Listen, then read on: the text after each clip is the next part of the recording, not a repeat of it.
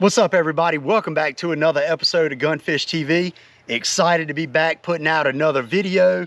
And this is one that I've probably been needing to do for a while, but I've gotten so many comments about it that I was just like, I've got to get out there in the boat, show everybody what I'm throwing this thing on, what makes me determine what colors to throw, what buzz baits, all that stuff, because you all see me catch a ton of fish on a buzz bait in a bunch of different scenarios, and I get a bunch of comments from you all about what I base my decisions on as far as what color I use, what type of buzz bait, what I'm throwing it on, what line, and all of that. So we're going to do a quick video, and I'm going to go over all of these things because I feel like they're super important, but also nothing really compensates for time on the water. I was trying to find the right word, but time on the water helps you make these decisions when you're using these lures as far as like what color you want to throw and all, because a lot of times, and it's really hard for me to explain, but a lot of times I base my color change decisions and what lure or what color I'm throwing just simply based off what I'm feeling. If the fish are coming up, they're blowing up on it, they're not really eating it good, I'll say, hey, I need to change from white to black. So, that I'm going to let that kind of be known right off the top, but there also are some other scenarios that, kind of base what I base my decisions off of. So I'm going to get into that as well. So first off, what we're going to do, we're going to start off with the rod and reel that I throw my buzz baits on. And this is just a simple setup. This is a mock smash, Lew's mock smash setup right here. And this is a 6 foot 10 inch medium heavy rod, has really good tip to it, casts the buzz bait very well, and it just handles the lure really good. I like the way the rod handles the fish. I like the way it casts the buzz bait. I can skip the buzz bait very well with it, and it has good backbone, but also has a soft enough tip where you can make those accurate casts when you're in those tight spots. So like I said, 6 foot 10 inch. The reel is a 7.5-to-1 mock smash, super smooth reel, really good for the buzz bait. You have that little bit faster retrieve to keep your buzz bait up on top, so you can slow it up or you can speed it up, however you want to do it. But that is a 7.5-to-1. So as far as line, I always, absolutely always throw my buzz bait on 50-pound test braid. So I use 50-pound test braid P-line, and I will never use mono, fluoro, anything like that ever again for throwing a buzz bait. I've been throwing a buzz bait on braid for years, and a lot of people feel like when you're throwing braid, they feel like they jerk or they set the hook and they rip it away from the fish. Well, when a fish comes up and bites a buzz bait, you don't want to set the hook in them, okay? When you're reeling it, when they blow up on it, you just want to give it a pull. Just kind of pull into them. So you're sitting there cranking, the fish bites, you pull into them.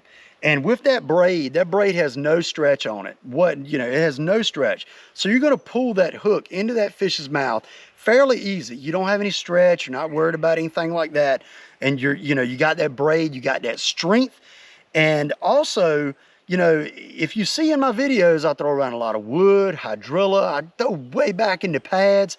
Braid for that type of fishing is very, very important. You cannot do that with mono, fluoro, copolymer, none of that. You have to have braid. For one thing, you're not retying constantly because you're fraying your line, and then also you have that strength of that braid to be able to rip them, out of that wood, out of the hydrilla, pads, whatever. You have that to be able to pull them out.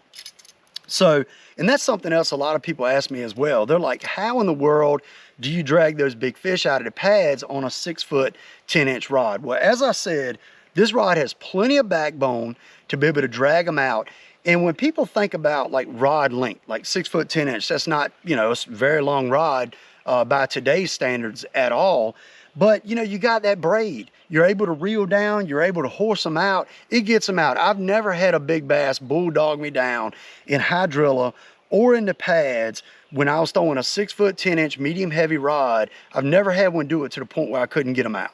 I was always able to get them out. So that's not a problem whatsoever.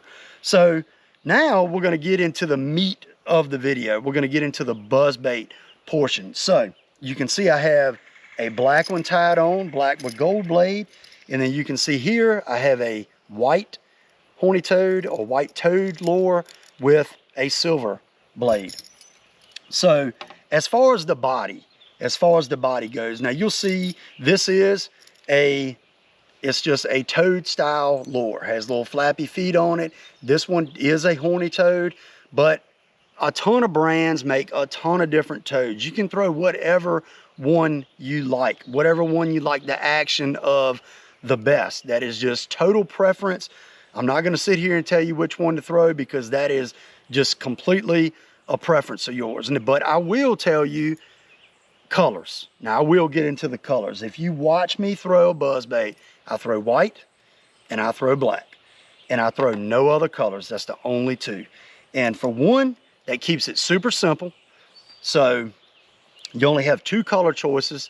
Things are very simple. You're not going through, you're not trying to get black and chartreuse or white and chartreuse or white and black or this, that, and the other. You know, it's one or the other for me.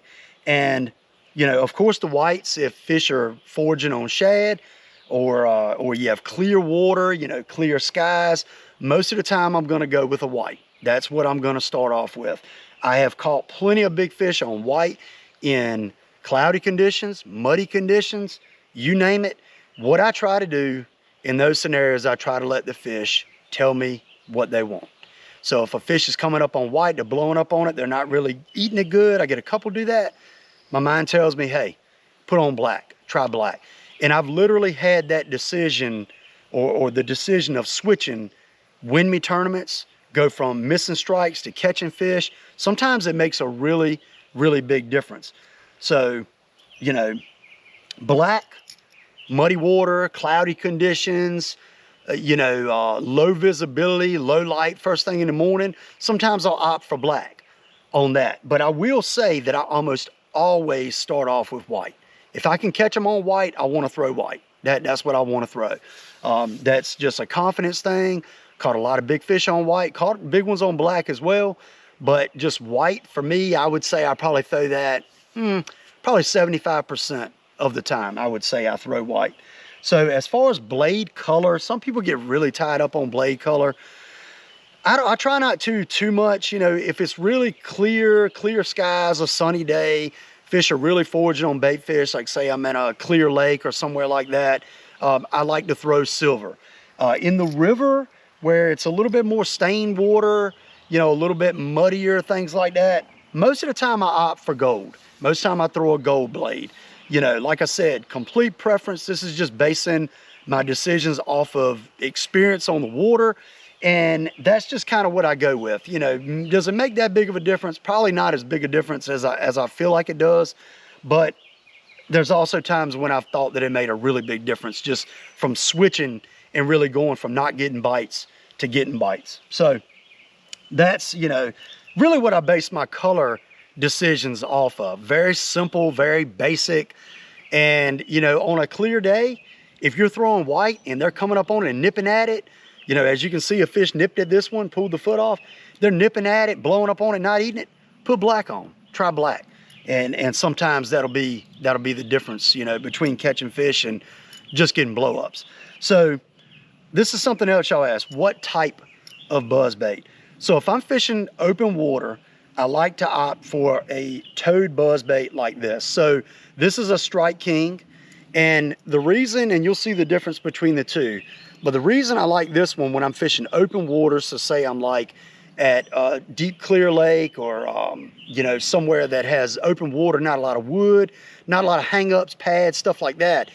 This one has the weight here in the body molded onto the wire of the buzzbait, and the hook comes way back in the body. So it's way down there between the legs. Really gets those fish that are coming up short striking or might be just be nipping at the legs, you know, that will get those fish. That hook is set very far back and you don't miss quite as many fish on this type of buzzbait. Like I said, this is a Strike King version and it has the, you know, the weight molded onto it, and that one has a silver blade. This is a 3/8 ounce and it's a little bit heavier, so I like to throw this in open water, bring it across points, get some really good blow-ups, catch some really nice fish on that right there. So in the river, I like to opt for a buzzbait that has a head on it. So this is a buzzbait. There's a ton of different brands that make these buzzbaits, but this one has a molded lead head on the front of it. Now, you know in the river that I'm fishing pads a lot. I take it, I fire it back in those pads, bring it back through the pads, and that head right there, that bullet style head right there, is very important for being able to come back through those pads. You know, if I throw this right here, I'm bringing it through the pads, the nose of the bait is getting hung on the pads, it's pulling it down, ripping it, it does not come through the pads good. You know, on this buzzbait right here, you can see it has that bullet head, it's able to cut through the pads, it comes up, rides over. It still gets hung up some, but it comes through a lot better, a lot better.